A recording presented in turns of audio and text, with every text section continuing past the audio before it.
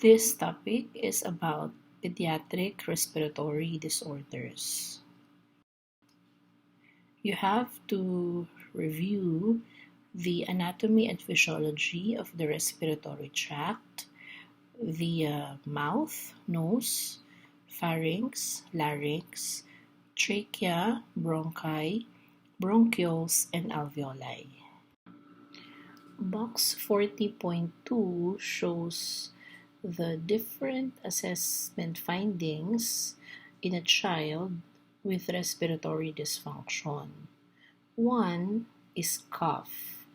Cough is a reflex which is stimulated by dust, chemicals, mucus, or inflammation. It is important to clear the airway, but it is harmful if it is non-productive because it increases pressure to the heart and the brain.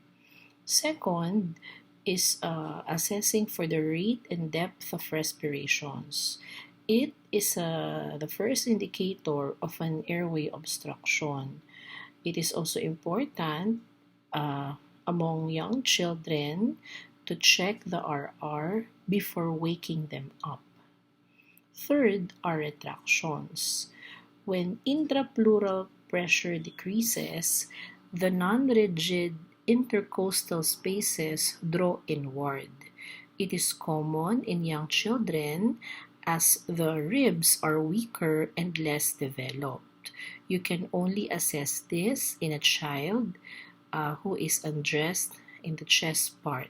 You will see chest indrawing. These are signs of respiratory distress. Fourth is restlessness. It is due to decreased oxygen in body cells, which could also be caused by anxiousness. Fifth is cyanosis. It's the blue tinge discoloration of the skin, which indicates hypoxia. It is very apparent when the partial oxygen level in the body is under 40 mmHg, or the unoxygenated hemoglobin increases to 3 grams per deciliter of blood. 6 is clubbing of fingers. It is a chronic sign of respiratory problem. It's the change in the angle between a fingernail and the nail bed because of increased capillary growth as the body attempts to supply oxygen to the distal body parts. 7 are different adventitious breath sounds. Normally, we hear bronchial to vesicular breath sounds. It should be clear and symmetric in the bilateral lung fields. Stridor and wheezes are examples of adventitious breath sounds. These two indicates that there is a narrowed airway. Stridor is a narrowed airway best heard during inspiration, while wheezes, sound of a narrowed airway heard during expiration. On the other hand, rhonchi and rales are also adventitious breath sounds, but these two are sounds of an airway filled with secretions or fluid. Rhonchi is heard upper part of the lung fields, while rales are heard in the lower part of the lung fields. 8 are chest diameters. It's also a sign of a chronic respiratory disease or changes in a normal chest diameters. It's a sign of a chronic lung disease. Children are basically unable to exhale completely, so air is trapped in the alveoli. This results to an elongated anteroposterior or AP diameter, called as pigeon breast. Laboratory and diagnostic tests. First is a blood gas analysis. It's an invasive method of determining the effectiveness of ventilation and acid-base status. ABGs, in particular, measure the amount of oxygen and carbon dioxide in the blood. Please take note of the normal values that I will mention. pH is 7.35 to 7.45. If it is high, alkalosis. If it is low, acidosis. PCO2, the normal is 35 to 45. If it is high, acidosis. If it is low, alkalosis. While HCO3 or bicarbonate is 22 to 26. If it is high, it's alkalosis, and if it is low, it's acidosis. Respiratory alkalosis shows hyperventilation, while respiratory acidosis is hypoventilation. Second is sputum analysis. It evaluates the mucus-containing material from cells lining the lungs or airway to detect certain infections from several pathogens. It is rarely visible in young children, but for the older children, they must cough and raise out sputum. Chest radiography or X-ray shows areas of infiltration or consolidation in the lungs.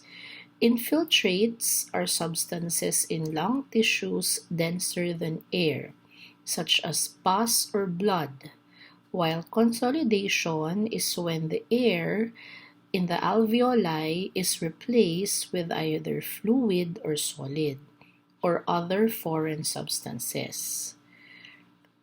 Pulmonary function studies measure inertia, elasticity, and flow resistance when breathing.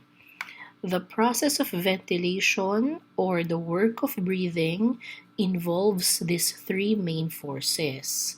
The child breathes into a spirometer. It is a small device that records the force of air exchange.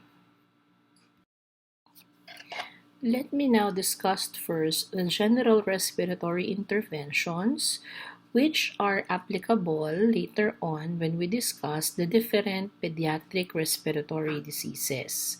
First is expectorant therapy, or ways in order to expel mucus, because any irritation of the respiratory tract causes production of large amounts of mucus, which must be expelled. Second are different therapies to improve oxygenation. This will basically relieve the breathing distress. And third, or the last resort, is a lung transplant. It could be from a live donor or cadaver, and it is for chronic respiratory illnesses such as cystic fibrosis, which we will also discuss later on. These are the different expectorant therapies, liquefying agents, the process of humidification, coughing, or CPT. Let me discuss them one by one. Liquefying agents loosen mucus such as guaifenesin in the first photo, saline nose drops in the second photo, and nasal sprays on the third photo. Humidification provides moisture to the airway. It can be done through vaporizers or nebulizers as shown in the photo. Generally, sterile water or NSS is used for humidification purposes. It's placed inside vaporizers or nebulizers, but sometimes you can also add bronchodilators such as salbutamol or Ventolin. Coughing is an effective method to raise mucus through changing positions, encouraging mild exercise, or doing deep breathing. Again, coughing may be harmful if it is non-productive, but if with excessive secretions, it's a very important expectorant therapy. To help in coughing, you must encourage the child to increase fluid intake. Chest physiotherapy involves three basic steps. One, on the first picture, is postural drainage. It is a technique to loosen mucus in the airway so that it may be coughed out. Second is percussion using a cup-shaped hand. And third is vibration. The second general respiratory intervention is a therapy to improve oxygenation. It includes administering oxygen, drugs, use of incentive spirometry, breathing techniques, tracheostomy, or intubation with ventilation. Oxygen administration elevates arterial oxygen supply uh, by giving oxygen to RBCs through the respiratory tract. The first photo shows a simple oxygen mask, while the second photo is a nasal cannula. The third is a non-rebreather face mask. This is a device that helps deliver oxygen at higher concentrations. It consists of a face mask connected to a reservoir bag that's filled with high concentration of oxygen. And this reservoir bag is connected to the oxygen tank or the oxygen inlet. It covers your nose and your mouth, and the one-way valve prevents exhaled air from re-entering the oxygen reservoir. It can be used in emergency situations to prevent hypoxemia or the low blood oxygen. Conditions that disrupt your lungs' ability to uptake oxygen or your heart's ability to pump blood can cause low blood oxygen levels. Hence, this non-rebreather mask delivers oxygen compared to the first two photos. It can deliver oxygen at higher concentrations. Second is pharmacologic therapy through the use of antihistamines, decongestants, bronchodilators, antibiotics, or corticosteroids through metered dose inhalers. Please recall again all these drugs. In the photo, you will see two pictures. The first child is using a metered dose inhaler and puffs it in his mouth. The second child is a younger child, and the metered dose inhaler is longer. There is a spacer. These inhalers means that the child does not need to correlate the administration of the drug with inhalation. This metered dose inhaler is a device that delivers a specific amount of medication to the lungs in the form of a burst of aerosol or aerosolized medicine that is usually self-administered by the patient via inhalation. Incentive spirometry is a test where a plastic tube is used, and that plastic tube has a rising ball device in it, so children inhale deeply to aerate the lungs or remove the mucus. You can see the spirometer device being used in the photo. When the child breathes, a small ball inside the device goes up. The higher the ball goes up, the better the breathing technique is. This device helps expand the lungs by helping children breathe more deeply and fully. This incentive spirometer can also be used after surgery because it can help with deep breathing and coughing exercises. Some children need exercises prescribed to help them better inflate alveoli or more fully empty alveoli. These are the different breathing techniques. One way is by helping or asking them to blow a cotton using a piece of straw as a game to help children inflate or fully empty the alveoli as shown in the picture.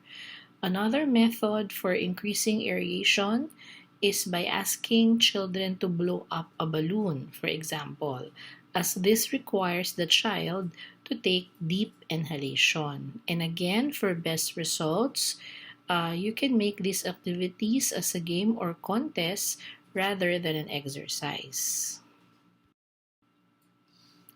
Tracheostomy is an artificial airway into the trachea to relieve respiratory obstruction that has occurred above that point. The procedure to create the airway is called a tracheotomy. The resultant airway is the tracheostomy. And aside from a route to provide oxygen, tracheostomies may also be used as a route for suctioning mucus, especially when the accumulating mucus causes lower airway obstruction. The last resort is the most complex way to provide or improve oxygenation, and that is through intubation with the use of a mechanical ventilator. It's the insertion of an airway tube to allow air into trachea through a positive pressure machine. We have discussed previously the process of intubation that is basically the same with that of an older child until the process of extubation. A possibility for children with a chronic respiratory illness is lung transplant. The transplant may involve a single lung, or it can be done in combination with a heart transplant. And similar with any other organ transplant, children need immunosuppressive therapy such as cyclosporine or azathioprine because this will decrease the normal cell-mediated immunity. The immunosuppression is key to successful transplant, but it makes children susceptible to infections, such as fungal, bacterial, or viral. Also, families experience psychosocial toll as they wait whether the transplant will be rejected or not. Sometimes it would even take years. Children also need CPT or spirometry. These are different interventions to help mobilize secretions because there is a loss of nerve innervation or a reaction to accumulating mucus in the transplanted lung.